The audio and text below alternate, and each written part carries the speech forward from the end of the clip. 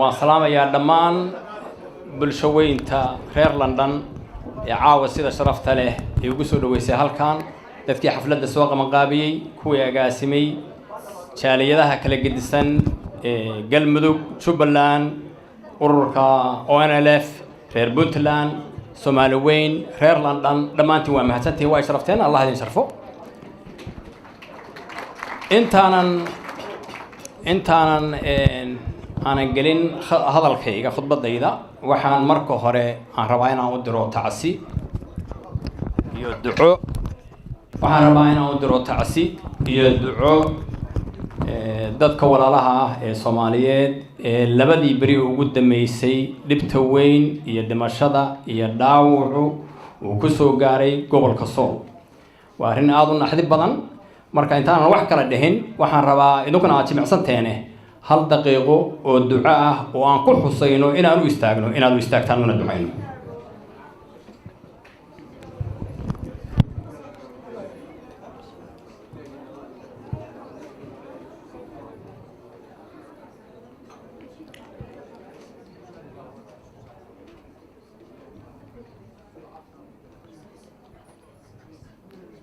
waa mahadsantihiin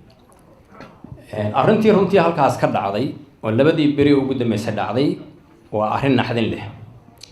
waa arrin ceeb ku ah reer Puntland oo dhan iyo dadka Soomaalida ah oo dhan waa arrin xanuun badan dhimasho iyo dhaawac iyo barakac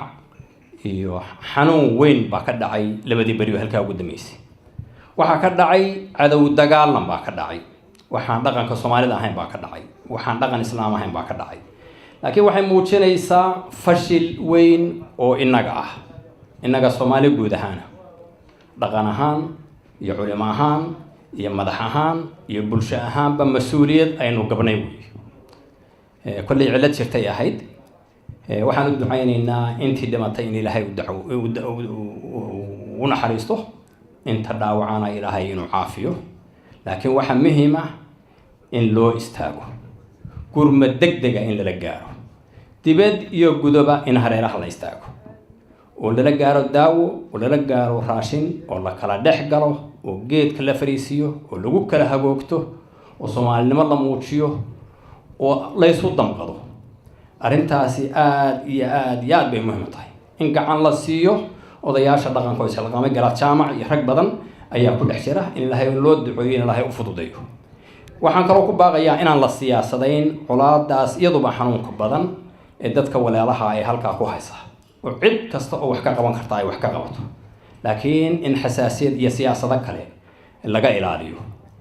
dadka dhaqanka reer Puntland iyo kan Soomaalida ana waxaan ugu baaqayaa inay arrinta xil gaar ah iska saaraan oo arrinta ay barteeda ugu tagaan arrinta aad baan uga xunnahay waa fadeexad waa fashilkeena guud oo wadareed waxaan rajaynaynaa in Ilaahay ay guul ku dhamaato inta ka bacdi intaan hadalkay gelin waxaan kaloo aan rabaa in hadalkayga ku bilaabo anigu hadda Puntland baan u ordayaa marka waxaa jirta hadal hayn labadan bari socota oo ku saabsan dastuurka Puntland oo aftida loo qaaday buugaan yare baalasha yar oo ay tahay in la furo oo xildhibaanada la kordhiyo arrintaas waa arrin isa soo taraysa waa arrin reer Puntland guud ahaan walwal ku haysa dastuurkan afti dadweyne ayaa loo qaaday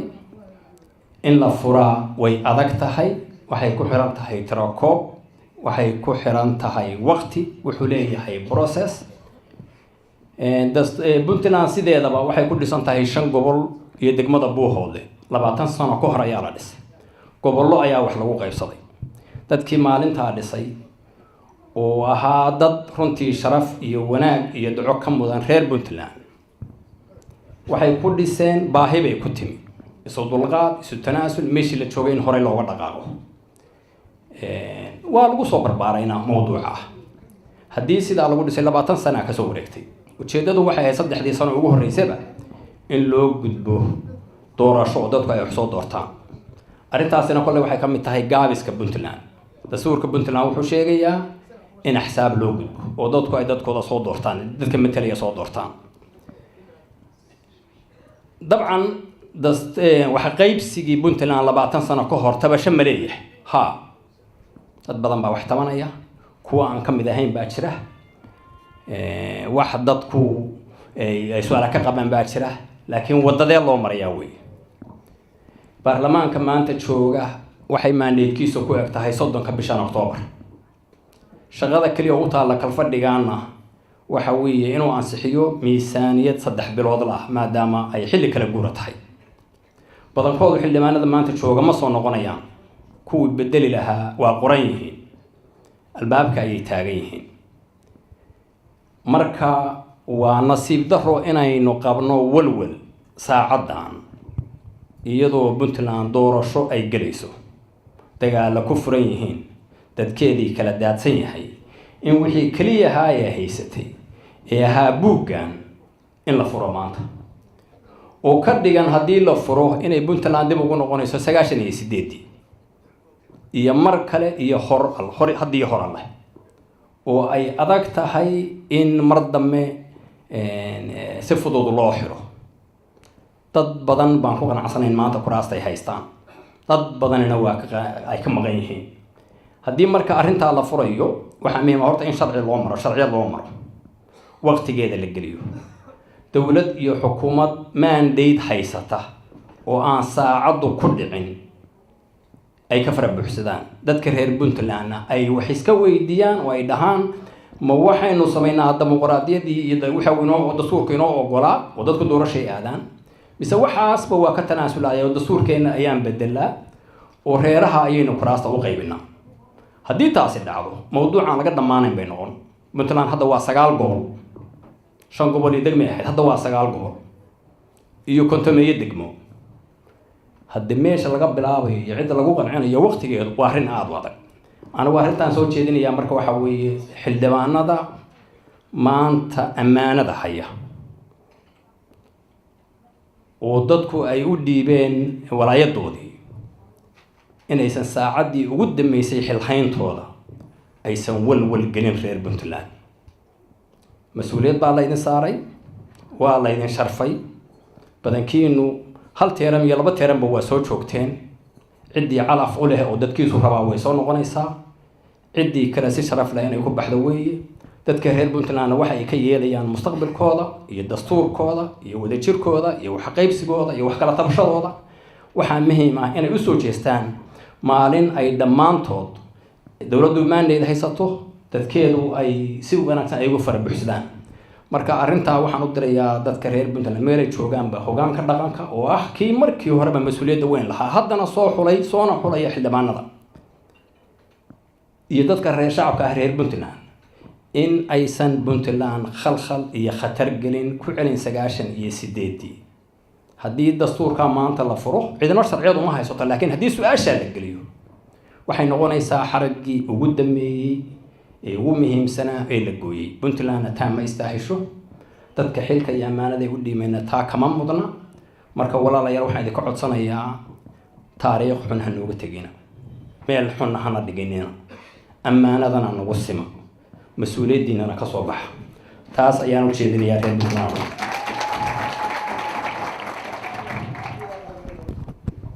inta ka bacdi Puntland iyo wax badan oo fiican baa iga tiraahdeen aad iyo aad baa u mahadsantihiin runtii inaan London imaado waxaan ku soo gabagabeynayaa safarkii aan ugu baxay dibadda aan ugu soo baxay waqooyiga American ka imi idinkana London waa idinku soo gabagabeeyay muhiimadeeda ayaad leedihiin anigu Puntland baan u ordayaa su'aasha aad weydiinaysan waxa weeye hadda maxaa naga soo noqotay anaga naga cod bixinayna dabcan reer Puntland baa tihiin Soomaali baa tihiin Soomaalida iyo qadiyadda Soomaaliduna waa isku xiran tahay dhulku waa dhulkiini dadka cod ka bixinayana waa dadkiini aayuhuna waa kii waxay ujeedadu marka inaan dadka is wareysano anigu aan warramo haddii aan halka qabto waxa aan qabanayo waxa aan ka walwalsanahay waxa jira puntland ta marka aynu ka hadlayno si fiican baa looga sheekeeyey sidii lagu soo asaasay meeshay ka timi xanuunkii laga soo maray anigu waxaan ogahay inay tahay gaabis kasta oo ay leedahay inay tahay mashruuc aflaxay oo lagu liibaanay oo xilli muhiima yimi oo dadkii sameeyey duco iyo ammaan ay mudan yihiin oo waqti dheer lagaga soo gudbay oo wixii loo asaasay ujeedadiisa badankeedii laga gaaray laakiin gaabis weyn haddana uu ku jiro oo meeshuu maanta joogo ka fog ay ahayd inay gaartay cid walba oo xilkaa soo qabatay waxbay soo qabatay ninba meelba soo gaarsiiyey waana howlu socota waxaa muhiima uun hadda 20 sano ka bacdi puntland waxay ku soo aadaysaa waa waqti dheer 20 sano oo la milicsan karo meeshii laga yimi iyo meesha la joogo marxaladii loo asaasay marxaladan ay kala gedisan yihiin loo baahan yahay mar kale in dib loo milicsado anuu hadda marka qorbaa ka sheekeynay saaxiibkayo nin odayaho muddo soo joogay baan ahay puntland waa ka soo shaqeeyay federaalkana waa ka soo shaqeeyay siyaasadana waxaan aaminsanahay sideedaba anigu siyaasadda qadiyad baan ugu jiraa aragti baan ugu jiraa waxaan aaminsanahay inay tahay adeeg bulsho qiyam iyo himilo dadeed inay tahay waxaan qabaa inay tahay wax biiri wax kordhi wax tusaale raad reeb sidaa ayaan ugu jiraa hadday saas tahay marka de anigu waxa maadaama aan kusoo jiray waxaan qabaa aragti iyo fikir haddii aan ku guuleysto aan isleeyahay gaabiska jira waad ku wajihi kartaa laakiin haddii aanan ku guuleysan ruuxeeda dad badan oo puntland kuf u ah istaahila rag iyo dumar ah oo musharaxiin ah ayaa jira waxaan ku dadaalayaa uun inay puntland gacan ammaana gasho oo dadkeeda istaahisho qofkii allah u qoray ayaana calafkaas leh laakiin waxa waaraya waa puntland iyo mustaqbalkeeda iyo aayaheeda taas ayaa muhiima marka doodaas inaan qayb ka noqdo ayaan anigu aan diyaar u ahay haddii aan xilka ku guuleysto waxa aan xoogga saarayaa oo idin dulmarayaa meelaha ay ka mid yihiin amniga oo ahaa saldhigga nolosha meesha wax laga dhaqaajin karo walwal amni baa jira oo weyn furimo badan baa jira haddaan amni jirinna dee noloshoo dhan wax lagama qaban karo waxaan dareensanahay oo ku baraarugsanahay in loo baahan yahay amni reer puntland ay isku hadlayn karaan ku seexan karaan ku soo toosin karaan ku aamini karaan dalkooda in la sameeyo waxa uu amnigaas u baahan yahay in la helo dadkii halka u ahaa iyo dhaqaaluhu u baahnaa arrintaas marka waxaan ahay nimay ka go-an tahay waxaan kaloo qabaa puntland inay amni hesho oo adeeg fidiso waxay u baahan tahay dhaqaale kobca dhaqaale ay u baahan tahay waxay u baahan tahay waxa ay haysato inay beeqaasanto oo gacan ammaana geliso waxay u baahan tahay ilo dhaqaale oo kale inay samayso dhaqaale shaqo lagu abuuro dadkeedu ku kalsoonaadaan adeeg lagu fidiyo amni lagu sameeyo horumar lagu sameeyo way leedahayna puntland fursadaha dhaqaale lagu abuuri karo iyadana waxaa aniga ii ah mudnaan inaan sameeyo kobco dhaqaale oo lagu daboolo abuuraha waxaa kaloo muhiim ah puntland waxay ahayd 5 gobol iyo degmo iyo dad heshiiyey israbitaan isugu yimi iswada jir isugu yimi himilo wada lahaa ujeedo wada lahaa maanta puntland taasi maaha tii shalay waxbay kala tabanaysaa waxbay kala tirsanaysaa isuma niyad fayooba dadkeedii baynu hadda u ducaynaynaa oo dagaalamaya dadkii maaha xilligii maaha haddaan dadku midaysnayn ujeedda lahayn meel u wada socon uurkoodu wada jirin horumar ma samayn karaan waxaan markaa ii ah mudnaan aad u weyn in aan dumo oo ururiyo oo ka odayayo oo isla raadiyo kala tabashada puntland u geed fariisto u kala garnoqo u kala dabqaado dhaqankeeda mideeyo siyaasadeeda mideeyo aragtideeda mideeyo arrintaasi waxay ka mid tahay dhaliilaha weyn ee reer puntland maanta horyaal waa dhaliilo na soo xasuusinaya odayaashii iyo dhaqankii iyo dadkii sameeyey waanaan rabin inaanu qabrigooda ka dul ooyno mararka qaarkood waa arrin weyn oo dhaliila arrintaasi marka waxay ii tahay aniga arrin aada muhiim u ah waxaa kaloo muhiim ah arrinta maamul wanaagga puntland 20 sano jirta 8 sano oo lagu tilmaamo 8 sano oo sugitaankana waa jirta 28 sano ayaa meesha maamulka jira maamulkii waqooyi bari ama SSDF 28 sano meel nabad ahayd oo maamulka jiray oo wali odayaashii bariyaysa inay soo xulaan xildhibaan oo wali aan tusaale wanaagsan u ahayn dawladnimo waa daliil weyn marka waxa iyadana muhiim ah inaan dhiso ama hormuud ka noqdo puntland dadkeedu ay tala wadaag yihiin dadka metela soo doortaan dimuqraadiyad galaan maamul wanaag ku dhisan awoodaha dawladdu ay kala madax bannaan yihiin baarlamaan iyo garsoor iyo xukuumad saxaafaddu xor tahay xaquuq insaanka tixgelisa dumarka iyo dhalinyaradu ay cod ku leeyihiin puntland aan madax ka nool ahayn puntland aan la oran madaxweynihii meeyi waa baxan yahay maanta puntland ay shaqaynayaan hay'adaha dawladdu aan madaxweynaha la tabin aan madaxweyne ku-xigeenka la tabin laakiin la isku haleeyo systemka iyo sharciga iyo qawaaniinta iyo waxa ay dhigatay taa ayaa reer puntland istaahilaan taa ayaa looga fadhiyay 20 sano taa ayaa puntland wali himilo u ah oo laga gaabiyay taas ayaana runtii ah mudnaan kale oo muhiim ah inaan iyadana aan ka shaqeeyo waxa kale oo muhiim ah fidinta adeeg in la helo waxbarasho iyo caafimaad iyo adeeg bulsho oo la isku halayn karo waan ka soo shaqeeyo meelaha gaabiskeedana waan ogahay waxna waa ka jiraan waxa muhiim ah inaan dhamaystiro wixii mashaariic ah ama qorshe ah oo dawladda joogta ay ka tagto ila dawladnimadu waa qori isu dhiib waa wax kordhin taasina muhiim ayay tahay waxa kale oo muhiim ah inaan siyaasad iyo qorshe ka yeesho hadii la ku roon yahay arinta dib u dhiska Soomaaliya iyo arrimaha federalismka oo ah geedi socod jira oo socda waan iyadana fikir kale waxaan rabaa inaan eraya laba ka dhaho arrin soo kordhaysa oo Soomaaliya ku soo kordhaysa oo arrinta ah musuqmaasuq oo si noqonaysa dhaqan Soomaaliyeed oo hadda aan ceeb noqonayn oo kuraasta la iibsanayo oo xildhibaanku wuxuu xudanayo oo gacmo madow ku socda arrintaasi waa walwal weyn oo siyaasadda Soomaalida ku soo kordhay heer kasta ha ahaatee waa arrin sahlaysa inay taladu gacanteena ka baxdo waa arrin dilaysa in ay qiyamkii ujeedadii laga lahaa meesha ay dhinto dadkii shalay sameeyay puntland lacag kuma iman oo laaluush kuma iman oo dan gaara kuma iman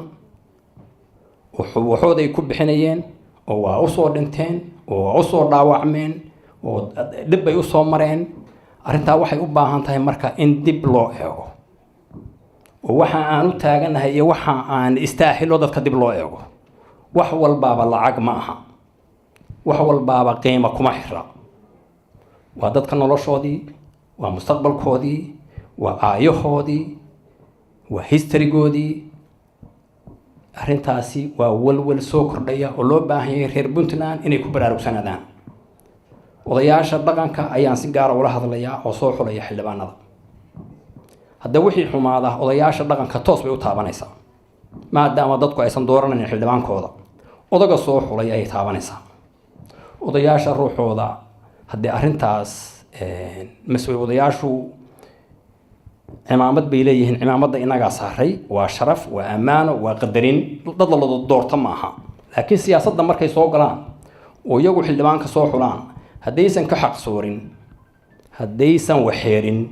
haddii cimaamadda ruuxeeda geedkaa ka qabsanaya sida siyaasiyiinta marka arrintaa ruuxooda waxaa loo baahan yahay dhaqanku si uu isu badbaadsho oo in ay keenaan maadaama ammaanada dadka ay u hayaan inay dadka hor keenaan dad istaahila inay hor keenaan dawladda hadda xilka haysa xilligan kala guurka waxaa laga rabaa inay doorashadu u dhacdo jawi wanaagsan inay ku dhacdo guddiga xalinta khilaafaadka oo noqon kara guddi lagu kalsoon yahay oo dadku u gardhigan kara oo wixii ay isku qabtaan kala saari kara oo dadka dhexda ixtiraam ku leh oo aan kala siyaasadaysnayn oo aan meelo ku kala xirayn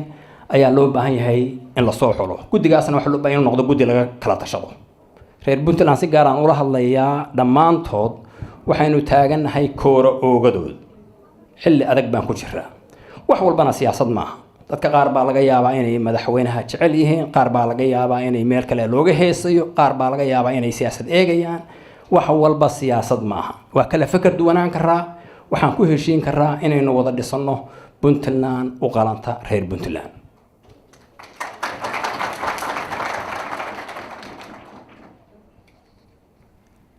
arrinta odayaashana hadda mas-uuliyaddaas ayaa saaran waxaan ku kalsoonahay doorashada dhacaysa 2019 oo ah runtii marka la eego cimriga ay jirtay puntland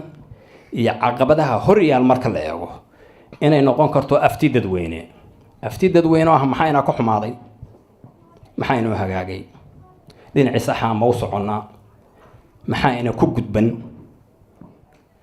arrintaasi imtixaan weyn oo reer puntland horyaala weeye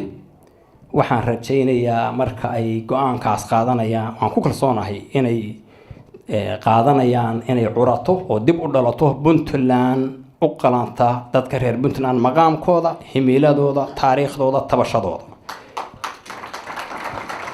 taasna waa ku kalsoonahay runtii waa ku kalsoonahay dadka reer puntland duntooda wanaagsan waa ku kalsoonahay laakiin waxaan xasuusinayaa xilliga adag inta ka bacdi haddii aan iri puntland waxaan rabaa inaan erey kale ka dhaho dowladda federaalka iyo federaalismka iyo amuuraha jira waayo puntland sidii caawa dad badan oo idinka hay uga hadleen dee puntland cirka kuma taalo soomaaliyana gaarka ma aha wixii ka xumaadaa meel kale ayay saameynaysaa haddii puntland xumaato galmudug bay saamaan haddii galmudug xumaato waxay saameynaysaa hirshabeelle iyo koonfur galbeed haddii dowladda dhexe xumaato soomaaliya inteeda kale saameynaysaa marka waxaan rabaa inay erey ka dhaho arrinta marka geedi socodka soomaaliya oo hadda 18 sano jirsatay iyada ruuxeedu waxay ku timi safar dheer waxay ku timi 18 sano oo hadba dhagax la rogayay cartaa laga soo bilaabay iyo cabdiqaasim oo ahay 10 sano ka bacdi markii la burburay ee la kala tagay ee nin walba deegaankiisa aaday markii ugu horeysay in carta la isugu yimaado oo wuxuun magac Soomaaliyeed oo Soomaalina halka lagu heshiyo haba dhutiso haba gaabiso laakiin waxay ahayd bilowgii ugu horeeyay waa waxa la xusayo taariikhda gashay way waxa ku xigay 2004 iyo Mbagati iyo in la soo dhiso dastuur ku meel gaar oo charter ah in la qaato nidaam federaal ah in la togo filla Soomaaliya markii ugu horeysay 10 sano ka bacdi calan laga taago oo dawladda Soomaaliya halka ay ka hawl gasho waxay ahayd talaabo kale oo taariikhi oo la soo qabtay waxa ku xigay 2009 ee dawladda Sheekh Shariif oo soo qabatay markii ugu horeysay inay dadka Soomaaliyeed wada hadlaan oo kalsoonida dhistaan oo Garowe 1 iyo Garowe 2 iyo meel walba isku yimaado oo ku meel gaarka laga baxo oo markii ugu horeysay xamar la isku doorto oo dawladda Soomaaliyeed oo xamar lagu doortay ay ku soo baxdo waa horumar weyn oo la taabtay weyn waxa ku xigay dawladda Xasan Sheekh oo iyaduna samaysay inay salka u dhigto qalfoofkii nidaamka federaalka intaasi waxay ahayd 18 sano oo ninba baal rogayay oo ninba wax biirinayay oo ninka kale meeshii ugu imanayay wayna sii soconaysaa iyo ma dhawa dawladda hadda timi waxa u taali hawl adag kow inay dalka nabadayso oo gacan amaana soo wada geliso inay dadka Soomaaliyeed heshiisiiso oo dib heshiisiinta xoog saarto inay nidaamkii qalfoofka ahaa ee la dhisay ee federalismka xoojiso oo maamuladu salka dhigtaan in nidaamkii federalismka iyo dastuurka iyo khayraadka laga gorgortamo laakiin cidii ka gorgortamo lahayd marka hore ay dhisato hawsha ay ahayd hawshii loo dhiibay hawsha ay ahayd hawshii laga sugay 4 sano ayaa la doortay 2 sano ayaa hadhay walwalka la qabaa waxa weeye horta nidaamka federaalka oo Soomaalidu qaadatay de duruuf baa keentay sida intiinaan oo qaxootiya oo reer London ah ay duruuftu idin keentay meeshaan ayaa federalismka duruuf u keentay wixii aynu haysanay ayaa burburay hadday fiicnaayeen ma burbureen sababta keentay ayaa jirta waa kala tagno waa kala haadnay su-aashu waxay noqotay see isugu nimaanaa sidee u kala yeelanaa oo gacanta uga ilaalinaa inay taladu hal gacan oo aan ammaan ahayn aysan u gelin sidee u ilaalinaa inaan wixii guud iyo qarannimadeenni iyo soomaalinimadeenni ilaashano geedigaasay ahayd xataa soomaalidu kuma wada qanacsan qaarkeen baabayna ka maqanba somaliland xataa weli wayna ka maqanta marka waxay ahayd xaal duruufta keentay oo ah sidee la isugu yimaadaa haddii ay jirto cid haysa inaynu soomaali ahaano midowno wada jiro baraaro haddana aynaan federaal noqon waa arrin u furan mufakiriinta iyo saynisyahanka hala keeno laakiin tani waa tii soomaalidu ka badin weyday markii ugu horreysay waxaa muuqda dowladdii soomaaliyeed oo arrintaa loo doortay dhaliilaa muuqda mana ahi anigu nin dowladda federaalka ka soo shaqeeyey oo laga eriyay oo dhalisheeda sheegaya waxaan ahay nin sheegaya wixii uu qabay markuu halkoo joogay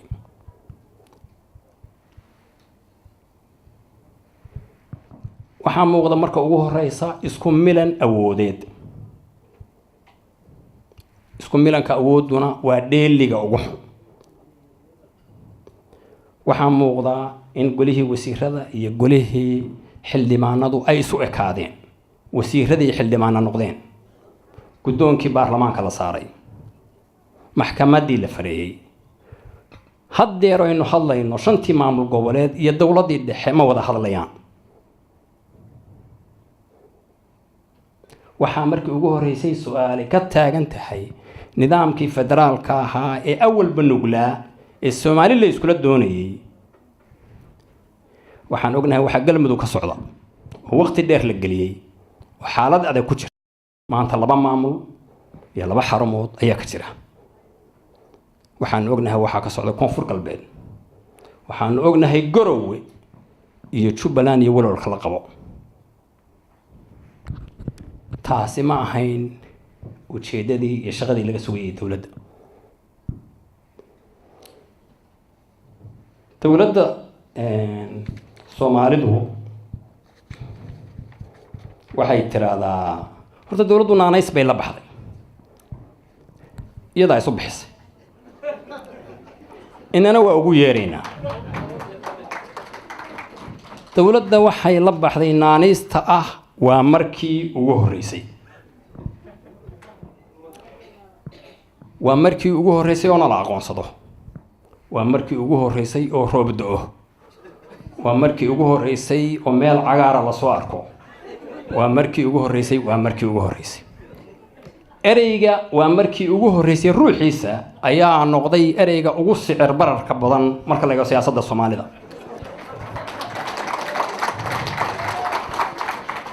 isaga ruuxiisa ayaa maanta dacwo ah oo la warhay boonbooninina marka waxaas la yaab leh waxaas runtii markii ugu horeysay taariikhda waxaa markii ugu horeysay in nin Soomaali ah oo madax ah oo filla Soomaaliya jooga oo calanka Soomaalida hoos fadhiya inuu nin kale oo Soomaali ah oo walaalkiisa u gacan galiyo cid kale qadiyada qalbi dhagax iyo boogteeda ayaa taariikh cusub taas ayaa markii ugu horeysay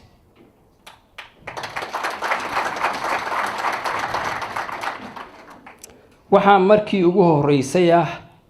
in sharciga jinsiyadda Soomaalida in Soomaalinimada in dadka Soomaalida Soomaalinimadoodu markii ugu horeysay ay su'aal gasho yaa Soomaali iyo yaan Soomaali ahayn waxaa jira sharci la yiraahdo sharciga jinsiyadaha oo saaran miiska dawladda wasiirka arrimaha gudaha ayaa keeni kara aniga ayaa hor istaagay sharcigaas waxa afti loo qaaday 62 wuxuu sheegayaa qof kasta oo asalkiisu Soomaali yahay inuu Soomaali yahay Soomaalinimadu siyaasadda waa ka weynta waa waxa aynu nahay waa waxa aynu wadaagno waa waxa isu keenhaya ama Jabuuti joog ama Jigjiga joog ama Gaarisa joog ama Muqdisho joog inta ay jirto dawlad magac Soomaaliyeed leh calan Soomaaliyeed haysata ninka Soomaaliga ay hoos jooga wuxuu yeelanayaa xuquuqda Soomaaliga laakiin arrintaasi miiskay saaranta waana markii ugu horeysay taariikhda oo dawlad Soomaaliyeed ay su'aal geliso Soomaalinimada taasina waa ugu taas ayaa markii ugu horeysay waxa kale oo markii ugu horeysay in nidaamkii nuglaa ee federalismka aynu dooranay aynu wax ku dhoobdhoobaynay markii ugu horeysay walwal ina ka galo oo cabsi aan qabno marka aniga sidii waxa weeye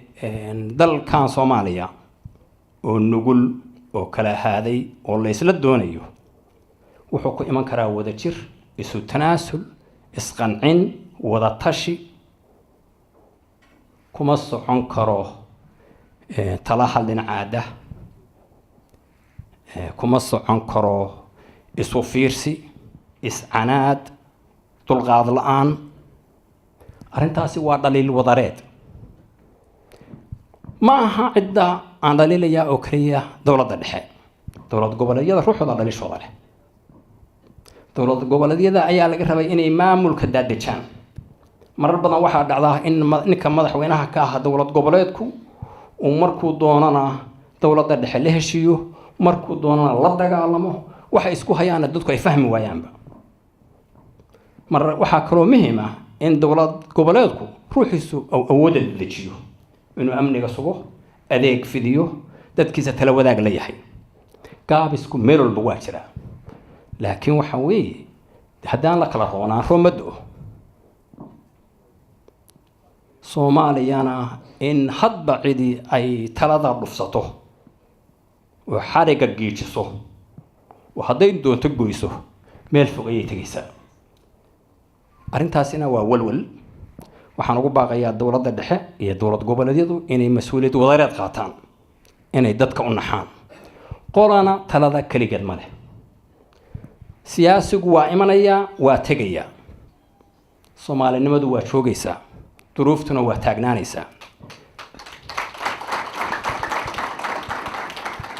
ninku markuu joogo oo tago waxa la weydiinayaa xilligaagii maxaa soo kordhisay hadda hebel baan qoobka uga istaagay ma noqonayso wax lagu faana hadhow arrintaasi marka yana waa hawl adag weeye anigu haddii aan ku guuleysto xilka aan raadinayo Soomaalinimadu waa igu weynta wax weyn bay ugu fadhidaa siyaasadna waa ka weyntahay Soomaalinimadu haddaan xil hayo iyo haddii kale waa raadin lahaa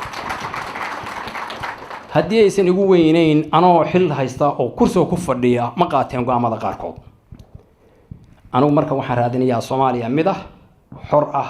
federaal ah midaysan wada jirta istixgelisa dariskeeda iyaduba wanaag wada nool waxaan qabaa in la heli karo laakiin waxaan qabaa oo kale dadka Soomaalida ahi inay mas'uuliyad wadareed qaataan inay siyaasigooda la xisaabtamaan inaysan noqon oo kaliya afka wax laga sheegay in siyaasiga marada laga rogo maxaa go'a kaaga hooseeya run ahaan maxaad rumaysan tahay xagee saaxiib oo noo wada inaan lala kala safan siyaasiyiinta maalinlaha ah ee dadku ay xisaabtamaan arrintaasi waa mas'uuliyad wadareed waa mid saaran saxafiga iyo shacabka iyo bulshada dhammaanteen waayo dantaan waa isku tolan wey intaa ka bacdi aad iyo aad baa u mahadsantihiin waxaan kaloo u mahadnaqayaa dadkii iga soo dhaweeyay waqooyiga America intaan marayay idinkana waa idin mahadinayaa soo dhaweyn wanaagsan aad iyo aad baa u mahadsantihiin